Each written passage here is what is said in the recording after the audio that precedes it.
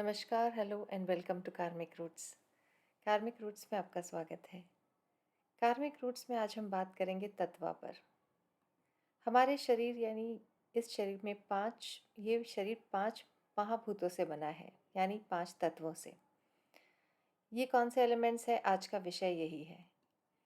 हमारे शरीर को बनाए रखने में इन 5 तत्वों का हाथ है: पृथ्वी, जल, आकाश, अग्नि, वायु। पृथ्वी हमारा शरीर यानी मिट्टी। जल हमारे शरीर में प्रवाहित रक्त, खून है। वायु तत्व है सांस या प्राण। अग्नि ये ईंधन है, एनर्जी जिससे हमारा शरीर चलता है, काम करता है और खाने को पचाकर ऊर्जा उत्पन्न करता है। आकाश शरीर के अंदर का स्पेस है, सब कुछ अपनी अपनी जगह स्थित है और हर चीज़ के बीच में आवश्यक जगह है। Imagine one has to dig out liver or kidneys from intestines. How will that be? अब देखते हैं ये 5 तत्वों को कौन से 5 ग्रह रूल करते हैं। अर्थ यानी पृथ्वी तत्व को बुध रूल करते हैं। जल को चंद्रमा या वीनस, शुक्र ग्रह। वायु को शनि, अग्नि को मंगल और आकाश को बृहस्पति। वैदिक ज्योतिष में जन्म समय और स्थान के आधार पर आकाश में जो ग्रह उस समय एक्टिव था, उसका स्वभाव उस इंसान में आता है। ये उसका बेसिक तत्व यानी स्थूल और सूक्ष्म शरीर बन जाता है। इसके साथ उसके पूर्व जन्म के कर्म, संस्कार और इस जन्म के कर्म और संस्कार जुड़कर उसके व्यक्तित्व को आकार देते हैं। तभी जुड़वा होकर भी आपने देखा होगा कि एक का प्रारब्ध कुछ और होता है और दूसरे का प्रारब्ध कुछ और। इसी तरह उनके आचार विचार, फैसले और कर्म सब निर्धारित करते हैं कि उस जीवन का अंतिम सार क्या होगा। प्रारब्ध और क्रियमंड कर्म पर मेरी एक वीडियो है, अगर आप देखना चाहें तो टाइप्स ऑफ कर्मा देखिएगा ज़रूर। तो आते हैं वापस लौटकर तत्व पर। अग्नि हमारे शरीर में ऊर्जा पैदा करती है, भोजन को पचाने का काम करती है। इस ऊर्जा का इस्तेमाल हमें चलने, उठने, बैठने, काम करने और सोचने समझने की शक्ति देना है। जिसका कोई काम अगर इस ऊर्जा के बिना देखा जाए तो खाना एक पोटली में रखा हुआ सामान की तरह होगा, जिसका मतलब कोई इस्तेमाल नहीं होगा, कुछ काम नहीं होगा। वैदिक ज्योतिष में 159 राशि वाले अग्नि तत्व वाले होते हैं, यानी मेष, सिंह और धनु लग्न वाले, जिनके जन्म के समय उनकी जन्म कुंडली में लग्न में यानी फर्स्ट हाउस में ये राशि स्थित है, उनके शरीर में अग्नि तत्व ज़्यादा होगा।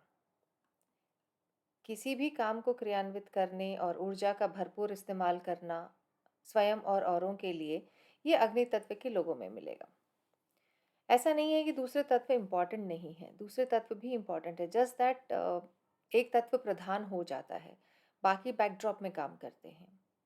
अग्नि प्रधान राशि वालों को नाम, शोहरत और ओहदा काफ़ी अपील करता है। शरीर के लेवल पे बात करें तो अग्नि पाचन क्रिया के लिए काफ़ी ज़रूरी है। तो ये तत्व आपके मणिपुरा चक्र से भी जुड़ा हुआ है। ग्रहों में सन, मार्स, केतु यानी सूर्य, मंगल और केतु अग्नि तत्व के ग्रह बताए गए हैं। वैसे नक्षत्रों में कृतिका नक्षत्र बहुत फियरी नक्षत्र है, अग्नि से एकदम भरपूर। 159 यानी पहला स्थान, पंचम स्थान और नवम स्थान ऑफ जन्म कुंडली। इस स्थान को धर्म त्रिकोण भी कहा गया है। प्रथम स्थान आप हैं, पंचम स्थान आपकी संतान है और नवम स्थान आपके पूर्वजों का आशीर्वाद है। आपकी पूजा है, जैसे आप होंगे उसके आधे गुण और अवगुण आपके संतान में भी होंगे और आपके कर्मों के आधार पर आपको आशीर्वाद मिलेगा या संघर्ष, ये आपका नवम स्थान बताता है। And this cycle continues. पृथ्वी तत्व क्या है? पृथ्वी तत्व वो मिट्टी है जिससे हमारा शरीर बना है। अगर ये आउटर कवरिंग ना हो तो शरीर की सारी चीज़ें या पार्ट्स हैंगर से टंगे कपड़ों की तरह ही दिखेंगे। काम करने के लिए हाथ पैर तो चाहिएंगे।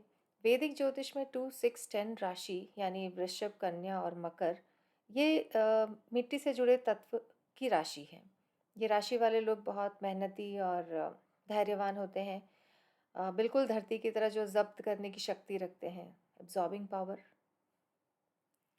किसी भी कार्य में तल्लीन होने की क्षमता, उसके अच्छे-बुरे के पहलुओं को तार्किक ढंग से देखकर, समझकर उसे निभाने की जो शक्ति है, वो इन राशि वाले लोगों में ज़्यादा देखने को मिलेगी। ज्योतिष में 2, 6, 10 को अर्थ त्रिकोण भी कहा गया है। अर्थ यानी मनी, यानी पैसा कमाने का साधन, तत्व। पृथ्वी प्रधान तत्व वाले लोगों को अक्सर ज़मीन ज़्यादा से ज़्यादा चाहिए होती है, इन्हें इसी में सिक्योरिटी दिखाई देती है। अब आते हैं जल तत्व पर। जल तत्व हमारे शरीर में बहता हुआ रक्त है, जिसे ऊर्जा शरीर के ऊपरी और निचले भाग में प्रवाहित होती है। पाचन के बाद जो जूसेस होते हैं, वो भी जल तत्व है। अ, वरना सूखी हुई मिट्टी कितने दिन जुड़ी रहेगी। इसे जोड़े रखने के लिए जल तत्व ही चाहिए, खुद को घोल कर जो दूसरों को निखार दे। ज्योतिष में 4, 8, 12 यानी कर्क, वृश्चिक और मीन राशि जल तत्व की राशि है। ये बहुत संवेदनशील होते हैं और जीवन को चलाने के लिए संवेदना और भावनाएं बहुत ज़रूरी है, वरना इंसान और मशीन में फ़र्क क्या रह जाएगा। ये वो लोग हैं जो चीज़ों को, उनकी भावनाओं को गहराई से समझते हैं और फेस वैल्यू से ज़्यादा इंट्रिंसिक वैल्यू पर ज़्यादा ध्यान देते हैं। तभी इन्हें ज्योतिष में मोक्ष त्रिकोण कहा गया है। भावनाओं पर आधारित कर्म और उससे मुक्ति का द्वार। दिन भर हम चाहे कितनी कुकर्म कर लें, घर जाकर अगर माता को बता देते हैं तो लगता है कि अब निश्चिंत हो सकते हैं, बाकी काम, बाकी चीज़ माँ संभाल लेगी, है ना। माता का भाव चौथा भाव है, फोर्थ। और शांति का भाव भी वही है, भावनाएं भी वही हैं। तो आते हैं अगले तत्व पर, यानी वायु तत्व। वायु तत्व हमारे शरीर में प्राण है, जो सांस हम लेते हैं, जो हमें जीवित बनाती है। जीवन की परिभाषा ही प्राण से है। अगर सांस बंद हो जाए तो लोग इस शरीर से डरने लगेंगे, है ना। प्राण में भी कई प्रकार के प्राण वायु है। प्राण, अपान, समान, उदान, और हर वायु का अपना एक अलग महत्व है। कोई पाचन क्रिया में काम आती है तो कोई में साधना करने में। इस पर एक छोटा सा वीडियो हम अलग से और बनाएंगे, because it's a different topic all together. वैदिक ज्योतिष में 3, 7, 11 यानी मिथुन, तुला राशि और कुंभ राशि वाले वायु प्रधान राशि है। ये द्विस्वभावी होते हैं और इनका संबंध ज़्यादातर कम्युनिकेशन यानी शब्दों से होता है, जो किसी भी चीज़ को समझाने के लिए आवश्यक है। अगर शब्द नहीं होंगे तो आप अपने मन की बात किसी से कह नहीं पाएंगे। किसी भी चीज़ को समझने के लिए शब्द तो चाहिए ही चाहिए। आगे वाले को बताने के लिए कि आपके मन में कितनी अच्छी भावना है, उसके लिए भी शब्द चाहिए। वरना अगर आपके मन में लाख अच्छी बात सही, पर अगर आप व्यक्त नहीं कर पाए तो उस अच्छी सोच का किसी को पता नहीं चलेगा और कोई सीख नहीं पाएगा। इसलिए शब्द ज़रूरी है। वायु तत्व यानी इधर से उधर पहुंचाना। ये तत्व वाले लोग सभी का मनोबल बढ़ाए रखते हैं। वैदिक ज्योतिष में इसे काम त्रिकोण भी कहा गया है। इच्छाओं की अभिव्यक्ति और उसकी पूर्ति के लिए किए जाने वाले एफर्ट्स। वैसे भी हवा कभी पूरब की तो कभी पश्चिम की, तो इनका स्वभाव भी कभी नरम तो कभी गरम देखा जा सकता है। मीडिया वाले लोग अक्सर वायु प्रधान होते हैं। हवा की तरह कुछ क्षण में बातों को एक छोर से दूसरे छोर तक पहुंचा देना, ये तत्व ही कर सकता है। अग्नि तत्व वाले लोग इनके पूरक माने गए हैं। Imagine the fire and air combination. ठंड ज़्यादा हो तो थोड़ा बॉनफायर अच्छा लगता है, और गर्मी ज़्यादा हो तो थोड़ी हवा राहत देती है ना। पर अगर मान लो दोनों ही आउट ऑफ बैलेंस हो जाए तो जंगल में आग भी लगा सकते हैं। सो बैलेंस तो हर जगह ज़रूरी है। अब हर तत्व अपने आप में अधूरा है। इन्हें परिपूर्णता पाने के लिए और तत्वों की ज़रूरत पड़ती है। अग्नि को वायु की, पृथ्वी को जल की, आकाश को पृथ्वी की। तुलसीदास जी कहते हैं कि क्षिति, जल, पावक, गगन समीरा, पंच तत्व से बना शरीरा। प्रकृति हो या मनुष्य, ये 5 तत्व सब जगह इम्पॉर्टेंट है। इस यूनिवर्स में एक पुरुष तत्व है और एक प्रकृति तत्व। पुरुष आकाश है तो प्रकृति पृथ्वी है। जब आकाश से बारिश होगी तभी पृथ्वी पे फूल खिलेंगे। यूनिवर्स तो एक सिग्नल पॉइंट है। वहाँ से जब सिग्नल आएगा तो शरीर का एंटेना उसे कैच करेगा और इस स्थूल शरीर में प्राणवायु का संचार होगा। तब हम जीवित कहलाएंगे। इस धरती पे आने से पहले हम भी उस यूनिवर्स में घूमती हुई एक एनर्जी या एक अणु मात्र हैं, जो खुद डिसाइड करते हैं कि हम इस धरती पर एक फॉर्म में आना चाहते हैं, यानी एक शरीर के माध्यम से इस धरती पर रहना चाहते हैं, एक्सपीरियंस करना चाहते हैं चीज़ों को। शरीर केवल मांस का टुकड़ा है, अगर इसमें प्राण नहीं है तो इस शरीर का क्या मोल। इस शरीर को एक पर्सनालिटी बनाने में कई चीज़ों का योगदान है। स्थूल शरीर, सूक्ष्म शरीर और कार्मिक शरीर। एक स्थूल शरीर जिसमें आँख, नाक, कान, हाथ, पैर और हमारे दूसरे अंग हैं। एक सूक्ष्म शरीर जिसमें हमारा मन है, बुद्धि है और अहंकार है। इसके साथ हमारे सेंसरी ऑर्गन्स, 5 कामेंद्रियाँ, आँख, नाक, कान, टेस्ट, टच और 5 ज्ञानेंद्रियाँ। एक कार्मिक या कारण शरीर है जो हमारे पिछले कर्म के आधार पर हमें इस जन्म में मिला है और हमारे इस जन्म के कर्मों के आधार पर अगले जन्म में मिलेगा। हमारा स्थूल शरीर यानी फिजिकल बॉडी अन्नमयी कोश कहलाता है। इस शरीर का रख रखाव, पालन पोषण, भोजन करना और उसे ऊर्जा में तब्दील करना ताकि हम जीवित रहें, स्वस्थ रहें। ये एक स्टोर हाउस की तरह काम करता है। फूड एंड एनर्जी का स्टोर। मूलाधारा चक्र मोस्टली स्थूल शरीर तक ही सीमित रहता है। सूक्ष्म शरीर हमारा प्राणमयी कोश और मनोमयी कोश कहलाता है। ये हमारे मन, बुद्धि, इमोशंस, मेमोरीज, ज्ञान, एक्सपीरियंसेस का स्टोर हाउस है। हमारे शरीर में स्वादिष्टाना, मणिपुरा और अजना चक्रा इन स्टोर हाउसेस का काम करते हैं। नाड़ियों में पिंगला नाड़ी अन्नमयी शरीर और प्राणमयी शरीर का ध्यान रखती है। ईड़ा नाड़ी हमारे मनोमयी और ज्ञानमयी शरीर का ध्यान रखती है। स्थूल शरीर और सूक्ष्म शरीर के बाद आता है हमारा कार्मिक शरीर या कारण शरीर। जैसे कि पहले हमने बात की, ये हमारे कर्मों के आधार पर मिला शरीर है जिसे हमने चुना है कुछ अधूरे काम निपटाने के लिए या कुछ अमेंडमेंट्स करने के लिए। इसका कनेक्शन है स्पिरिचुअलिटी से, इसीलिए अजना चक्र और सहस्रारा चक्र।